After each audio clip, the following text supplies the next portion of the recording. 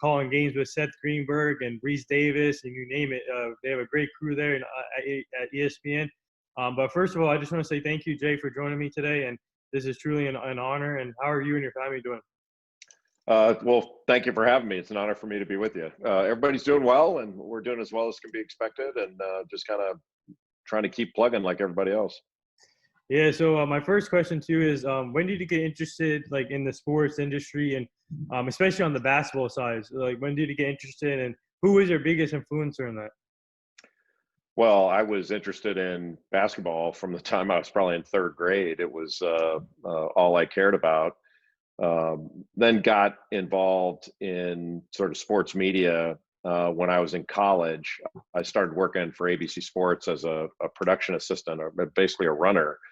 And my first event was the 1983 PGA Championship in golf, and then did the '84 Olympics and Monday Night Baseball and stuff like that. So that's where it started for me. And I've had a bunch of great influences. Chief among them was probably one of my bosses, Lee Fitting, who has had so many of my colleagues have had profound impacts on my career. But I've always gotten a lot of really good advice from Lee, and he's been really helpful. So take me back to your first opportunity when you were covering games, and how grateful are you that you're in this position right now? But take me back to your first opportunity. My first opportunity in broadcasting was doing radio. I did radio games for something called the Capital Sports Network. So I did a lot of Duke games, and it was fantastic. I really enjoyed it, and it was just fun. I was practicing law at the time, so I that was my real job. And then I did the broadcast thing on the side, and it led to opportunities on television with Raycom and ESPN, and one thing led to another, and it became sort of a career choice for me. But I've always been grateful to be around the game. So whether it was radio or television, studio, games, whatever, it's the game that's been the constant for me. Speaking of law, what was it like being a lawyer? What was the experience? Obviously, it was a tough job sometimes, and with dealing with all these cases. But what was that like? The experience like before going into the sports world? Well, I'm still a lawyer. I'm still licensed to practice, and I'm still with my law firm. I don't carry the same caseload, obviously, I did years ago. I'm more of my position is called of counsel now, which is a nice way of saying I'm not as productive as I used to be. But practicing law was great, and has been great. I've enjoyed it. It can be difficult and stressful, just like everything else. But truth be told, basketball is more fun. So I've been involved in the sports world since I was young, and first started playing in college and played professionally, and got into coaching and all that stuff. So that's always been a constant in my life. And I went to law school after I finished playing pro ball overseas, and that's when sort of my legal life started. So obviously you play basketball. So what was it like playing pro ball and overseas? Obviously, it's a different game now than the NBA or college basketball. And what did you learn overseas? And obviously, after your playing career, you were a coach. But what did you learn overseas? Well, I learned more about the game. It was, I'd played international basketball on the U.S. national team. I played on the U.S. national select team in 1985. So I had some experience playing that type of game. And then when I played in Italy and Spain, obviously it was a lot different. You're playing professionally, and it was, the most of the time I spent over there was sort of better than major college basketball.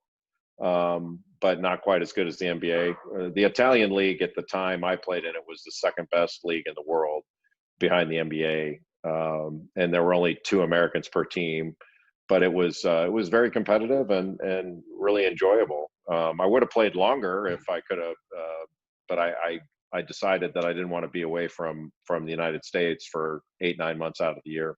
Did you go through, like, when we were playing, did you have the opportunity to like try with some like NBA teams or combines, or did you get the opportunity back in the day? Yeah, I was drafted by the Dallas Yeah. Mavericks, and I went to training camp. But back then, Dallas was the Pacific Division champions when I was drafted. So I think the I never was cut by Dallas. I took my offer to play in Italy before I got through the end of veterans camp. So I went to rookie camp and then got the offer, and so I technically I've never been cut by Dallas. It's kind of funny, but I went to camp. I went to rookie camp each year, and then it was actually a great way to get in shape, real shape before you went overseas. But playing in Italy was my level. I was a star player there, and I had a great time. I would have been if I had made the Mavericks or any other NBA team, I would have been a deep bench player. So I was very, very grateful for the opportunity I had. So before we get to your coverage of college basketball, what was it like being a coach and teaching these young kids, developing their games, and then looking at the game from the other side of it? It was great. It was a great learning experience. I was on Coach K's staff for three Oh years wow. as a graduate assistant. So, we won two national championships in those 3 years. So and went to the championship game the other year. So it was pretty successful. I didn't look at the players as kids; they were men. Mm. But I learned as much from the players as I did from being a coach. So it was a great experience, and I thought I would stay in coaching, but things, with my family went in a different direction. So I decided to go the route of practicing law after 3 years as an assistant. Hmm. So obviously, in this generation, it's all about networking and connecting with people. So what's it like working with Seth Greenberg, Reese Davis, and even Jay Williams and the rest of the college basketball crew on ESPN? It's great. They're my friends. So being able to work with your friends and people that you love and respect, and in whose judgment you trust is really a great thing. And so we spend a lot of time together, and we're on the road quite a bit together. This may be a little bit of a different year with COVID-19, but you can't ask for anything more to be able to work with such great people. Not only the folks that you work with in front of the camera, but the amazing crew we have behind the camera. Our behind the camera crew is a collection of superstars in their jobs, and they're the ones that make the job easy. Our job's easy. Right. They're the ones that have the heavy lifting to do. So obviously, we're living in a unique situation. But before the pandemic started, take me back to last year's season. What was it like just covering, obviously with the fans in there? And last year's college basketball season was really good, but this year they didn't have the March Madness. But take me back to the recent years when you guys were covering when there were fans in there. It was great. I mean, it's the same as it's always been. So, every year I've been doing this 25 years or so. Every year is great. Last year it was just the abrupt ending that was different, and obviously this year's been unlike anything I've ever experienced. So we're all just trying to adapt to the current circumstances and keep a positive attitude, and then overcome whatever obstacles are in our way. So what are your overall thoughts so far in this season with no fans? Obviously, it's weird not seeing fans in college basketball. I feel like some players do feed off the fans, but what are your thoughts overall, and what do you like about these teams this year? It's certainly different not having fans there, and travel has become more problematic. Everything's more problematic. I've done 6 games in person now. None of them were as enjoyable as games that I've had earlier in my career. But sort of the phrase "it's better than nothing" has come to mind. And then I've called a couple of games from remote where I'm essentially watching our feed on a monitor, and calling the game from a monitor. Hmm. That's unusual, but surprisingly easy. I thought it would be difficult, and it wasn't. But I think the in arena experience is so diminished right now because you can't really spend any time with the coaches or players like you used to. You're just having Zoom meetings and things like Right. that. So I'm not sure that it's not better to start calling the games off of the monitor if the in-game experience, in-arena experience is going to be so different and so restrictive. And I'm not saying it's the wrong thing. It's the right thing to do, to be that sort of conscious of what's going on. But man, it's a different deal. Hmm. So obviously, you were calling the game the other day. I think it was Gonzaga, right? The game you called, Gonzaga. And what are your who are your top teams that you like this season, and who are some of your sleeper teams? Yeah, I called both games in the Jimmy V. So yeah, I would say that the teams that played in that one, Gonzaga and Baylor, are the two best teams I've seen. But in person, but yeah, it wasn't in person. I shouldn't even say that. Of games I called, you know, Iowa, I think is really good, and we're certainly going to hear from teams like Virginia and Duke and North Carolina and the like. But the teams out of the Big Ten are really good. So I would certainly put Iowa and Michigan State up there along with Illinois, and then in Wisconsin, and then out of the Big 12, Baylor and West Virginia and Kansas seem to be the best teams. But I was really impressed with Texas in watching them play. But there are a number of teams that are going to have a great opportunity. I think as we get further down the road, we'll see more. But we've had so many games canceled and postponed. We haven't really seen what some of these teams can do, and some of them, frankly, are behind. If you're not getting games in, there's only so much you're going to accomplish in practice. So, we may get to the end of the season and honestly not have a great handle on the teams that can really play, because we're not going to have the same amount of games and the same amount of data points to be able to make those judgments. So I want to ask you about one team that I'm really intrigued by is UConn with Coach Hurley. What do you think of their team, and do you think they can make a deep run in this? Well, it depends what you mean by deep run. I mean, people talk about deep runs as being like the Sweet 16. To me, that's not a deep run. A deep run is, are you a Final Four team? And I don't think they're that, but I think they're good. James Bouknight is really talented. He's an NBA guard. But I watched him play against USC last night, and they were very solid. And I think they defend. They've got a level of toughness that I think exceeds what I've seen from them the last couple of years, and they're executing a little bit better in tougher situations. So it's just a few games into the season for them, but I like what I've seen so far. So before we go any further, I had a couple of my friends who does podcasts also send in a few questions for you for like a little Q&A. So one of my friend CJ Harden, he does a podcast. He wants to know, what are your thoughts on the NCAA handling this season due to COVID? What are your thoughts so far how they're handling it? I think overall it's been very good. There are obviously a lot of difficulties, a lot of challenges, and things are changing. So you have to be very adaptable. But I think overall there haven't been many missteps that you can be concerned about. It obviously the narrative of the NCAA and things that they've emphasized in the past have all gone out the window. I mean, I think it'd be very difficult to argue that these players are amateurs anymore when they're being essentially encouraged to play in a pandemic for money. That's what this is about. The idea that this is just all about, well, we've got to provide the opportunity to play to the players, I think it falls on deaf ears. But it's a multi-billion-dollar business. There are a lot of livelihoods that are riding on this, including mine. And so I don't object to playing, but we're going to have a really hard time after this trying to claim that this is like Division II or Division III sports. It's not. Yeah.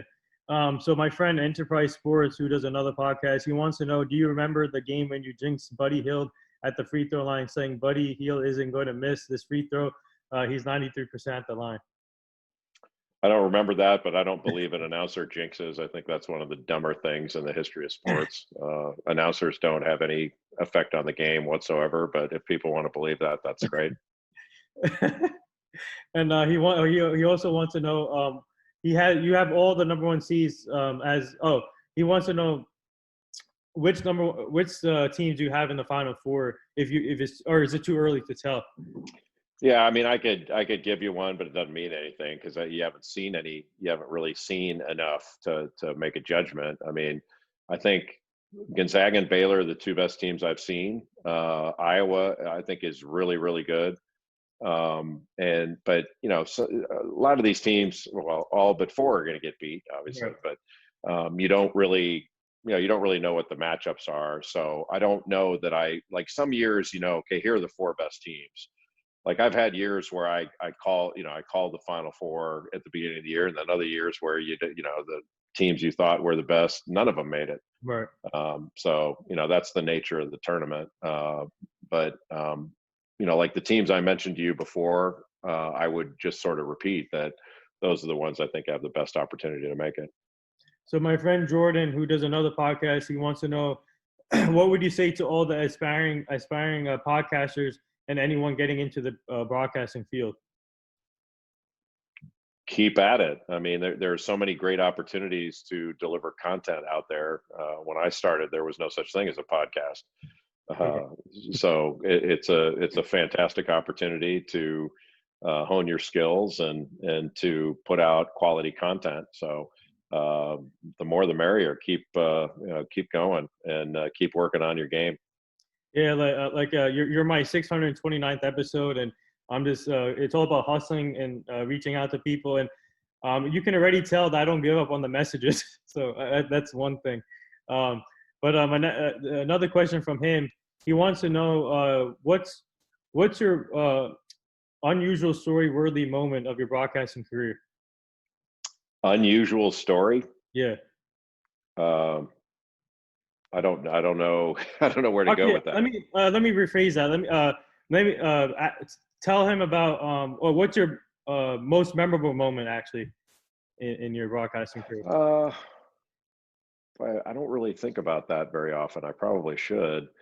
I've had so many memorable moments. I think the most memorable have been my times with my colleagues. Frankly, the times I've spent with Reese Davis, and you mentioned the rest of the crew, Seth Greenberg and LaFonso Ellis, and Yeah.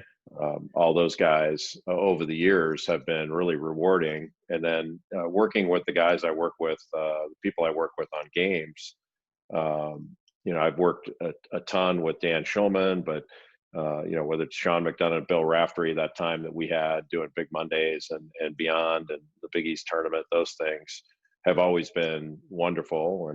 And I had the opportunity to work with Dick Enberg during the NCAA tournament, who was an idol of mine growing up, and to have the chance to become very good friends and a colleague of Dick's was wonderful.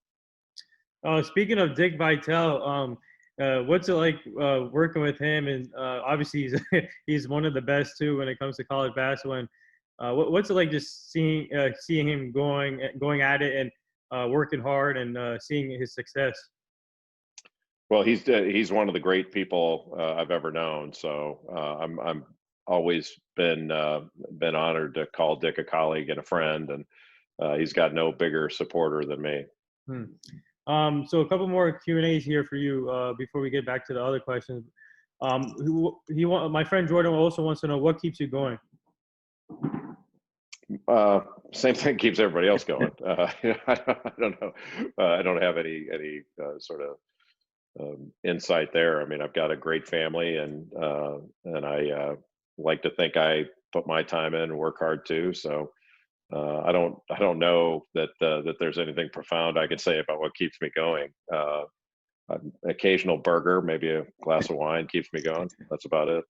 Yeah, so I'm sure you know about this podcast already, Global Kid Media. He has a question for you. What are your thoughts? Do you think it's time to have kids now on sidelines covering games? To have what? Kids on sidelines covering games? I don't. Kids covering. Yeah, as sideline reporters. Oh! Do you have to have like a kid as a reporter? Oh, yeah. I see. I'm sorry. I'm not really understanding where you're coming from. Yeah, with kids, whoever, that'd be great. So my next question to you, I want to talk to you about the draft real quick. What are your thoughts? Obviously, you had LaMelo Ball, Anthony Edwards, James Wiseman, Obi Toppin. But what are your most sleeper? What was your sleeper players in that? Obviously, it wasn't a deep draft in my opinion, but the next year's draft is loaded. I heard. So, what are your sleeper players in this draft? Devin Vassell of Florida State, I think, has a chance to be a really good player in the NBA, and I thought he went number 12, if I remember right, to San Antonio. So I thought that was a great pick, and I think he's going to be a really good player. And then the other one I'd say is probably Tyrese Halliburton out of Iowa State. I think he went to Sacramento. He's going to be a terrific NBA player. The draft wasn't deep in, to your point, wasn't deep in sort of all-star talent at the top. Right. It wasn't like the 03 draft, but I mean, it was really deep of good prospects that are going to play a long time in the league. So, deep into the first round, you had guys that are going to be really good players. And we've seen in the past guys get taken in the 30s that were NBA All-Stars. So that's happened. So it's one thing, like, Klay Thompson got taken number 11th in his draft. Yeah. So you just don't, some of this you just don't know. So this is a two-part question. I'm a New York Knicks fan, and obviously we got Obi Toppin in the draft and Emmanuel Quickly, and also this undrafted free agent Miles Powell. I'm surprised he didn't get drafted. He's a great player from Seton Hall. So what do you think of the Knicks building through the draft this year so far? Yeah, they got some good prospects. So I think Obi Toppin was one of my favorite player last year to watch. And was National Player of the Year. So a lot of people agreed with that assessment. So yeah, that's terrific. And I was glad to see that Miles Powell got with the Knicks. I was a little surprised he wasn't taken in the second round too, but sometimes not being taken is better than being taken because you get to choose where you go. And I think he chose a place where he can not only make the team, but have a positive impact. Does Obi Toppin remind you of Amari Stoudemire a little bit? Yeah, he does. That's a good comparison. Yeah, I think that's right on. Okay. So what's it like now seeing all these international players in the draft and coming from different countries and obviously a lot of talented international players, like, for example, Luka Doncic from Dallas, man, he's already a star. But what's it like just seeing these young, talented international players now coming in?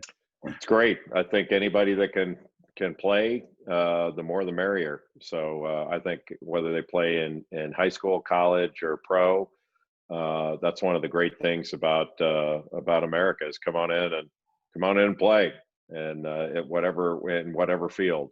So I'm happy to see it. And there are so many great players all over the world. It's a global game, and the NBA is still the best place to play in the world.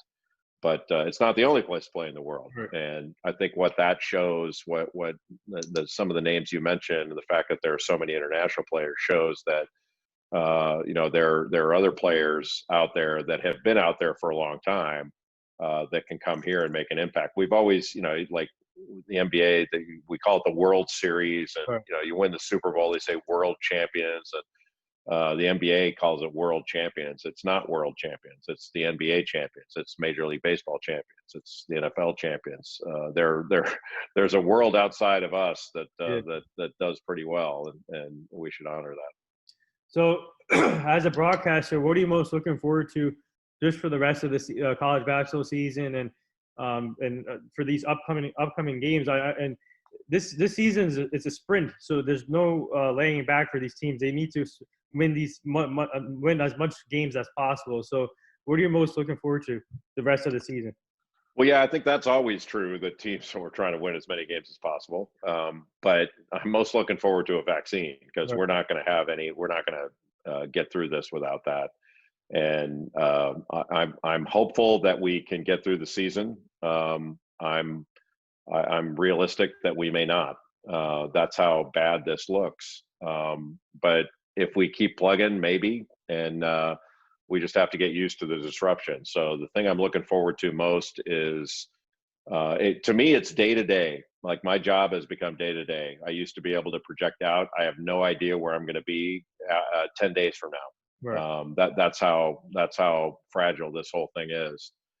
We don't have. I would normally have a season schedule that may be changed here and there, but I would know exactly where I was going. I have no clue right now. Hmm. So before I let you go, I do this fun little segment with most of my guests that come on the show. It's called the rapid fire segment. You ready for this? Go ahead. Looking forward to it.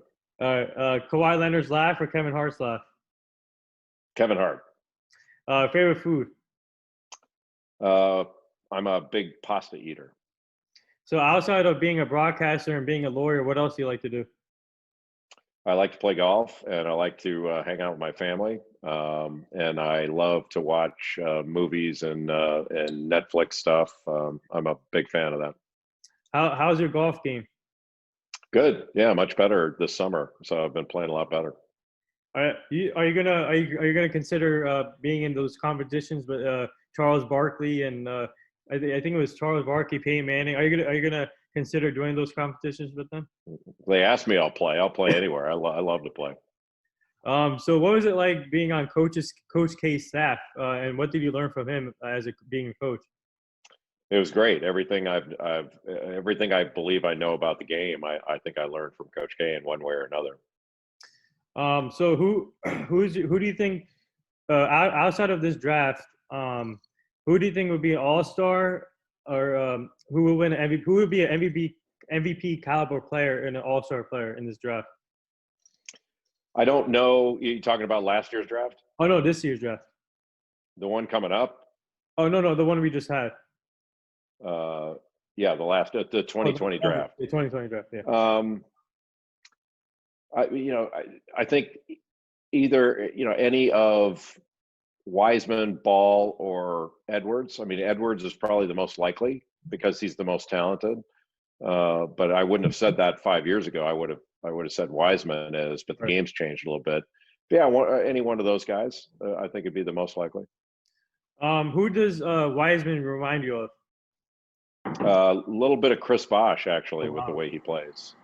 He's very, very talented, and it's unfortunate he didn't get a full season in college, but he's a legit star caliber player. So what's it like seeing all the Ball family in the NBA now? Leandro Ball just got to deal with the Pistons, and now what's it like to see all three brothers in the league? I don't know because I haven't seen it yet. I don't know. Do you think LaMelo Ball will start right away for the Hornets, or do you think he needs more time in this development? They'll start him right away. When you draft somebody that high, they need to play right away, and so they'll throw him in give him the keys to the car, let him drive. So, what advice would you give? Obviously, you're a coach too. So, what advice would you give these young athletes that are just coming into the league? What to expect for the rookie season and throughout their career. So what advice would you give to these players that are just coming in? Well, it's different this year because they're not going to have the normal summer league experience. They're being thrown right into it. They just got drafted, and the season, training camp started, and the season starts in a couple of weeks. So they're not going to have a lot of time. So what I would say is listen, take care of your body, get rest, and make sure that you're prepared every day for practice and for your scouting reports and games and all that stuff, because it's going to be a long slog, and there's nothing you can do about it. It wasn't their doing, but they're behind now, and I think you have to acknowledge that and do the best you can to catch up. So my next one here, this is a question I've been bringing up to all my guests about the late Kobe Bryant, his daughter Gianna, Mamba mentality, and the rest of the people that were involved in the Harbor crash. And do you guys remember where you were at that day, and what did he mean to you? Yeah, I do remember. I was at home, and it was obviously shocking. But Kobe Bryant was one of the truly great players that the game's ever known, and his influence, I think, went so far beyond basketball. And the levels of tragedy in his passing are unspeakable. But when you start thinking about what he was doing in his post-playing life, he was just scratching the surface of the impact that he was going to have, and his impact had already been profound post-playing career. So the depth of the tragedy is really hard to put into words. So before we get to the last thing, I want to get to this one particular player that the Nets got in the draft, Reggie Perry, the center. What do you like about him? He can rebound and run. So he's going to be I think he's going to be an effective player. And Mississippi State's been putting out a number of good players over the last several years, and Ben Howland is a big reason. And the last thing here, would you like to say anything to all the nurses, doctors, and essential workers right now? Thank you. Just thank you. I don't think words can express the gratitude that we all have for our healthcare workers on the front lines. And if there's anything that we can do beyond, if you have money, give money. But if there's anything we can do to take some of the burden off our healthcare workers, it's wearing a mask. Right. And so whether I don't care what your political beliefs are, if you want to help our healthcare workers, wear a mask. Mm-hmm. Well said. There it is. Episode 629 in the books with the great Jay Bilas, ESPN college basketball analyst / lawyer. Thank you for coming on. This has been an honor. You do such great work, and you guys have a great ESPN crew, and I love what you guys do. Keep it up. Keep inspiring these people, and I'll be posting this on all social media formats so people see your story. Obviously, everybody knows about you, but thank you again. You and your family stay safe. Thank you for having me. The honor was mine. Yeah.